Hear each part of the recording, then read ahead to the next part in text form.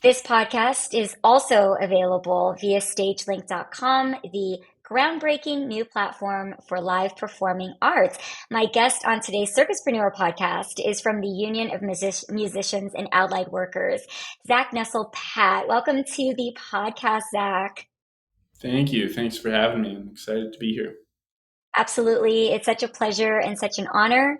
And I want to let listeners know a little bit about UMAW. The Union of Musicians and Allied Workers has mobilized thousands of music workers to take part in their first actions around the COVID crisis, and they will continue to organize around issues such as demanding fairer deals from streaming services, ensuring musicians receive the royalties they are owed, establishing more just relationships with labels, and creating safer guidelines for venues. They believe that the only way to transform music is to collectively take resources and power from the few wealthy companies that dictate their industry. They invite all music workers, including musicians, DJs, producers, road crew, and others to join them. They also aim to use their strength as music workers to join in the broader struggles of their fellow workers across the globe. They stand for Medicare for all, a grain no deal, abolishing ICE, destroying borders, the freeing of incarcerated people, and more. Music workers are workers, and it is time we get organized and join the fight. United Musicians and Allied Workers celebrates the introduction of the Living Wage for Musicians Act, led by Reps Rashida Tlaib and Jamal Bowman from Congress. By creating a new streaming royalty, the bill would help ensure that artists and musicians can build sustainable careers in the digital age.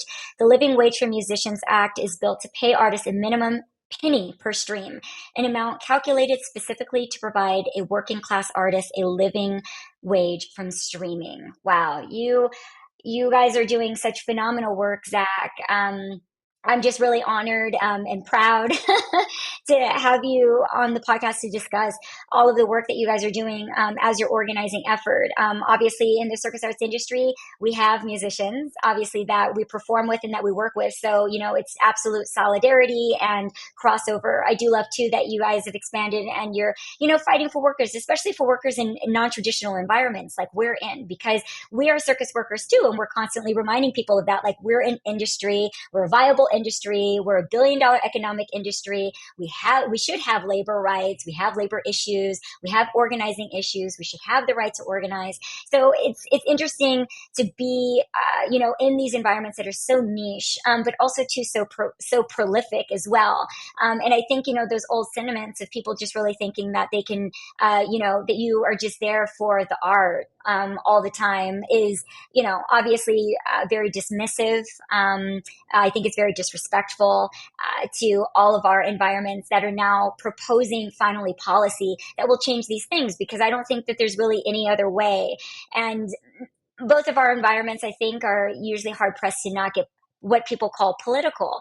And, I think that's also a difficult and sad topic in our industries, especially because that's really the only way that you can get a lot of change to happen. I don't think being political is a bad thing, especially when you want to be able to make rent and, get equal pay along with other people that you see in other industries that, maybe aren't even as robust as your industry. And just because it's deemed as art, you're not supposed to kind of get in on those uncomfortable or difficult conversations. And we're all very smart people that are, adequately equipped to have these conversations and want 401ks and want to retire and get pensions.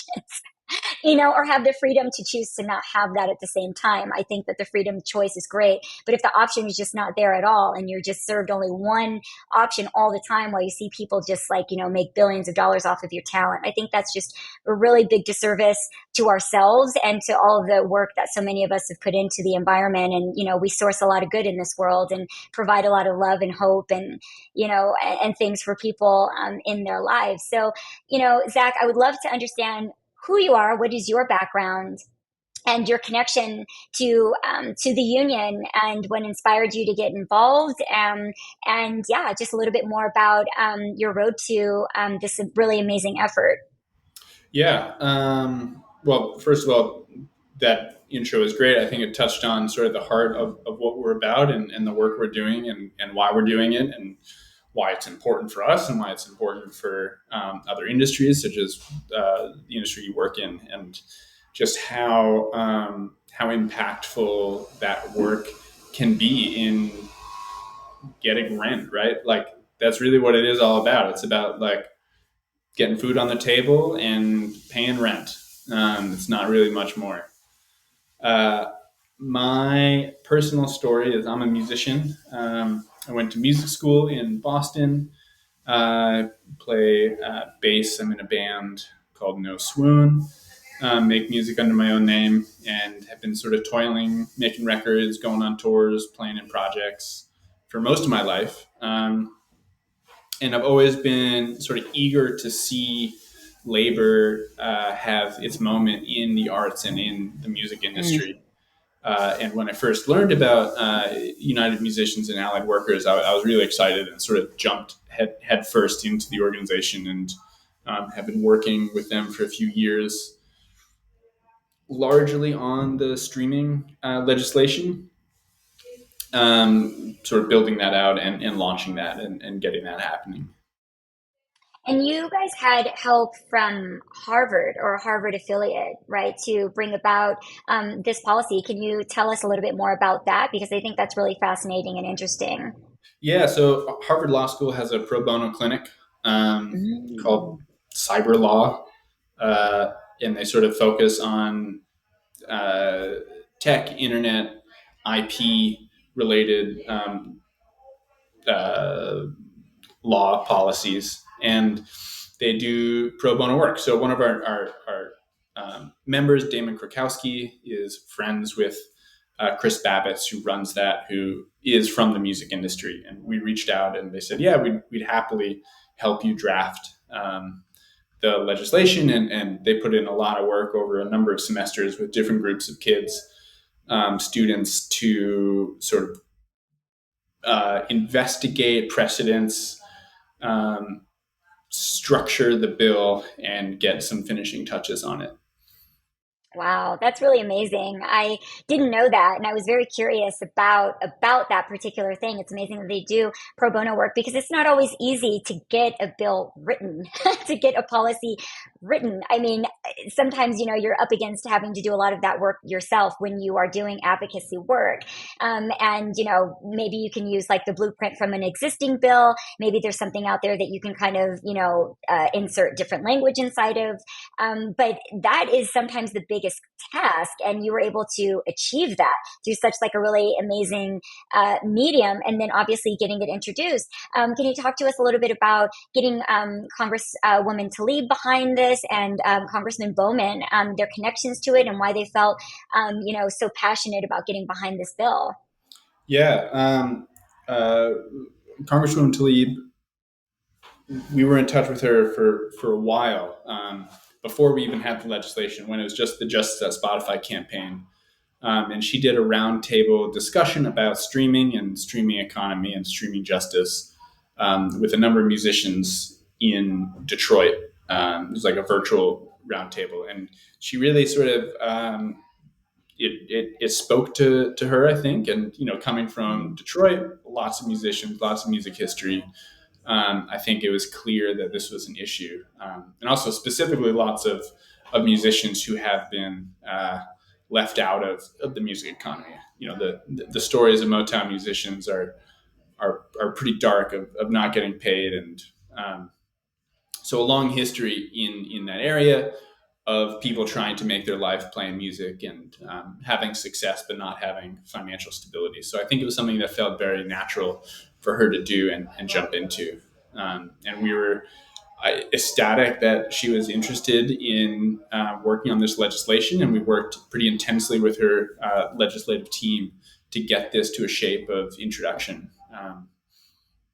Yeah, and then later on, Rep Bowman joined as co-lead sponsor, and he's also been an amazing advocate and is a truly fantastic Congress member, and looking forward to seeing both of them back and continuing this work in the next Congress.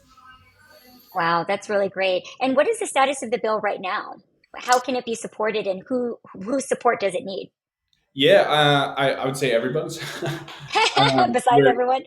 we're in the process of trying to get more co-sponsors. We Hmm. have a number of other co-sponsors, including AOC and some other people. And a lot of that came from a letter writing campaign that we ran, where I think we had 11,000 letters written Wow. to Congress about this legislation. And yeah, you can find that on we are UMAW .org, and there's a campaigns make streaming pay, and there's an easy way to drop a letter to your congressperson as just a music fan or a friend of musicians or yeah. What do you think about these streaming platforms, especially Spotify, Zach, where, they create these really interesting and amazing new things, and then it kind of goes forward and kind of evolves with these structures, but you see the laws and things don't really change to support these really interesting, cool platforms where they say, you're going to get all these things, all of this is going to happen for you. And then it essentially just goes to like less than 1%. But it's enough to dangle a carrot in front of everybody else to get people on board, to join, to give their work, to, I think, be just exploited, all out. And then you're kind of just, again, chasing that carrot and trying to keep up with whatever new thing they come out with that says, well, now if you do it this way, you'll get more money. Or if you would just do it this way, you would be good, or it would work out for you. Obviously, what are the great things about how these environments and these mediums work, which is a good thing, which I like to point that out. And then what are the things that are essentially, why do you think that happens, other than the fact that they just maybe use those kind of loopholes to exploit when they know that it's exploitable? Yeah, I mean, there's nothing wrong with DSPs. There's nothing wrong with like listening to music via the internet. Like that's it. That's fine.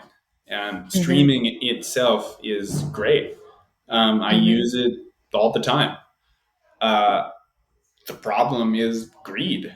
The problem is that certain people want all the money, and they figure out ways of taking all the money. Um, an important question to ask is who really likes streaming and how it's set up right now. And the answer is executives of streaming companies, a handful of pop stars, and everyone who works at major labels. Mm. Um, that's it. Those are the only people who are killing it. And not only are they killing it, but they are like absurdly wealthy from this. And that's the problem. And you talked in the intro about sort of what this work is all about. And we don't make music to make money. That's not like why we become musicians. That's probably not why you do the craft that you do. Um, and that comes up a lot as I talk to people about this work. And the conversation I try to have is like, yeah, agreed, but is somebody making money? Like, Right? you played this gig or you did this show, did somebody make money that night? And the answer is always yes. Somebody did, just not you. And that's I think an easy way to understand like what the issue is, and that scales considerably when you talk about DSP. Like DSPs are great. Listen to music, put your stuff up. That's fine. But is somebody making money because you are are on that platform and listening? And is that person you? And the answer is no. And that's an issue because we are the people who are creating the value of Spotify, of Apple Music, of Amazon Music, of YouTube. It's musicians and artists and our work and um, our time and our love and our passion that creates any wealth and value for these companies. And yet, we are not the people who are being paid for that, let alone even like paid fairly. We just aren't being paid at all in some instances, and that's really the issue. So like there's 1,000 ways that streaming could be more equitable. From the far side, it could be a nationalized streaming service run by Library of Congress. That's a Mm. nonprofit, right? Super simple, straightforward idea. I love libraries. Libraries are fantastic. I don't think you have um, uh, uh, writers who are saying libraries have ruined their livelihood, um, Right. just because the economics work differently, and it can be the Mm. same thing with music. And then on the more immediately accessible time, frame something like this legislation where we are creating new money that goes directly to artists. And we say, you know what, you can keep the absurd amounts of money that you're making. We just need more to survive, to pay our rent, to get food on the table, to have a hope of. Yeah, I don't know exactly where it dropped off, but the essence is um, we create a lot of value as artists and as musicians, and we are not being reimbursed for that. And changing the structure, forcing it by coming together and saying that we've had enough is the like preeminent task of artists and creators right now.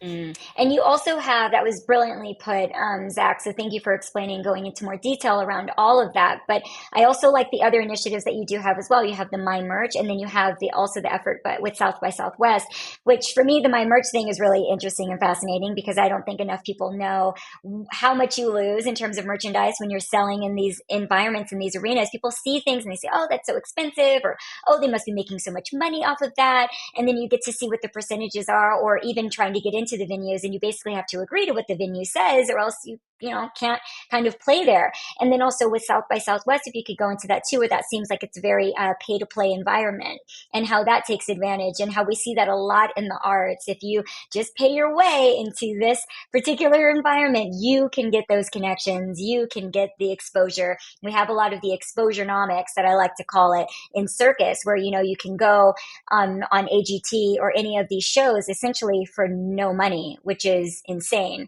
And yet they make billions of dollars, and you can have 1 million views on your video on YouTube and not get one single circus job from doing that job on AGT, even if you did a full season, even if you got to the finals.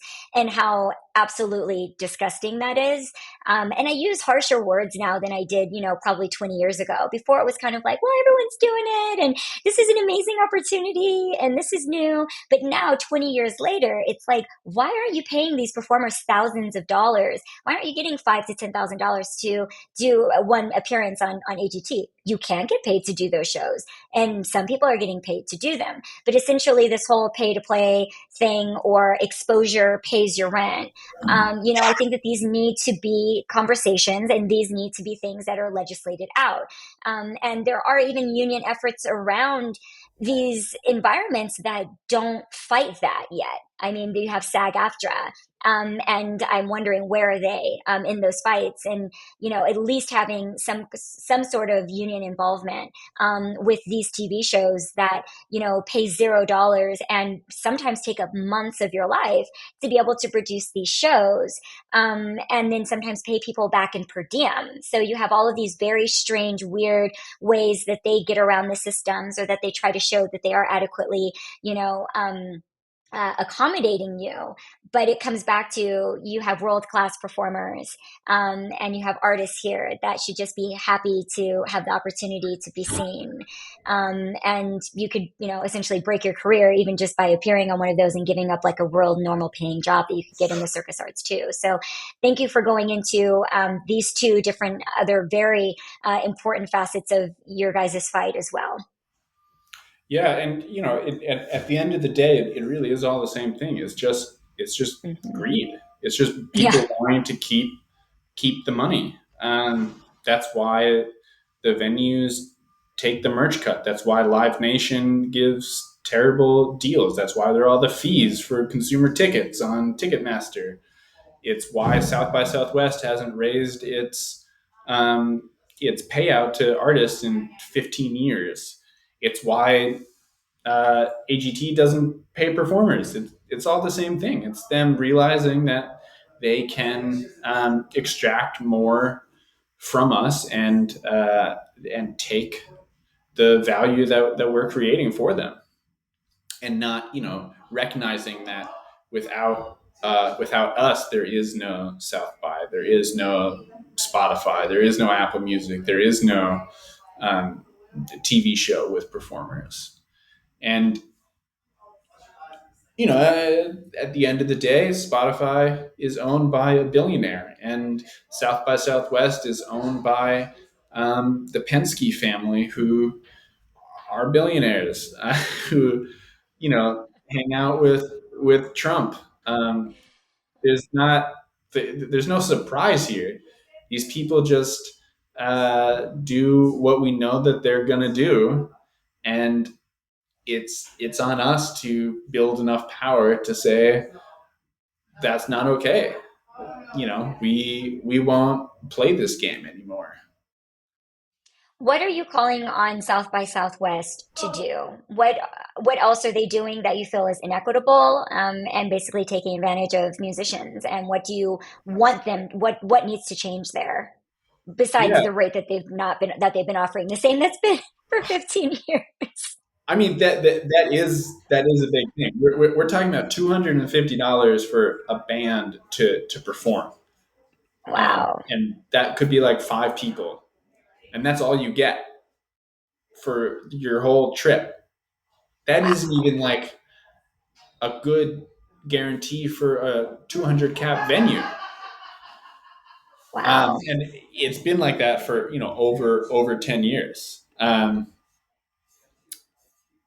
And it's supposed to be a place that specifically supports up and coming growing artists, and it's just brutally clear that they're there just to create festival value and suck up the surplus that we're creating um, by going to South by and playing and making it a place that people will pay to go to and get wristbands. And you know there's a reason why Jay Penske wanted to purchase it, because he could see making a lot of money, not because he wanted to support artists. And we're trying to remind them that uh, organizations and events like this have a purpose to support artists, which is their stated goal and their whole reason for existing. And we're just trying to say you need to get back to what you say you're trying to do. And that starts with giving us more money, essentially paying us a fair wage. I mean, I don't know if a car salesperson would go to a conference uh, and the company would only get $250. And this is also a metaphor and an analogy that I use a lot in talking to people. There's a big pushback a couple years ago about this band called Wednesday that published their tour expenses on the internet, and they got a lot of grief for getting a hotel room, or for renting a van. And I'm like, what are you talking about? Like, and there's this expectation that musicians and artists in all fields uh, just struggle and put up with a tougher life. And it's like you wouldn't go to your like local business person and be like, "Hey, I want you to do this trip, because it's good business, but you got to sleep in your car." Right. Like, that sounds outlandish in any other context, and why is it any Mhm. less outlandish than in the music context? Yeah. And the truth is, it isn't. And we just need people like Jay Penske to pay us more, so we don't have to sleep in the van. And justify the things that you need to do the job, which we always find ourselves doing in the circus arts. We have to justify everything. Well, it took me several hours and days and weeks to create this event and to be prepared to work for you. And I'm charging you for that. It always comes down to, these events you don't just roll out like that. There's Yeah. preparation. There Daniel are, just said, I think 2 days ago or 3 days ago, that the cost of creating content is zero. oh, Like, that is such an absolutely out of touch understanding of how music works. oh, It's just heartbreaking to see one of the mm, most powerful people in the music industry treat us with such callousness and mm. a lack of self awareness about their position and uh, what they do. Oh, yeah, absolutely. I mean, it's also interesting too, where people, I remind them they don't see the people that get burned out by the industry. And I think it's really sad when you see how difficult it is to enter into an industry. And then also, too, again, the sustainability of things. How many people cycle out of the circus arts? How many people cycle out of the performing arts? And we're kind of sold this lie sometimes about the nature of the job, because you do have a few people that you're looking at that are doing very well, and everyone uses them as examples, and they don't realize, the thousands that are kind of supporting that effort and not making the exact same thing. I think they spoke about that in SAG, that the number of actors that are a part of SAG after that qualified for insurance was like 5% or something like that. I mean, it was Yeah. insanely low, and they didn't qualify because they didn't make enough money from acting. They didn't make enough money in working inside of the union and getting enough jobs and getting enough work. But not just that, just not getting enough adequately paying work, which is what I also think, because I think that system needs a lot of work, even though they're doing a lot of reformation in that too. And I'm very grateful. I'm a part of SAG and I'm a part of that union, and I've benefited from that in innumerable ways and use that as kind of the blueprint for things I experience outside of that union, because it's very small in what it represents in terms of like circus work. It's film and TV. And, unless you're doing stunts all the time, you're getting represented maybe like once or twice a year. That's about, 95% of your work. Unless you get something really huge and you make a lot of money from royalties or residuals, and then that can Mhm. pay you for maybe a year or so. So I think there's just so many different facets of this industry and of this business, and it's very important to show others inside of it. Like, what is the struggle about? The struggle is very equalized. Everyone is having a hard time. Don't think it's just you. I try to remind folks on this podcast and those within the industry, it's not just you fighting for that wage. It's not just you trying to make them listen to you, or seemingly confused about the nature of this environment, or why people are going along with these things that are deemed so exploitive. And I think Yeah. also too, changing that and saying, hey, don't just do it for the glamour, don't just do it for the post.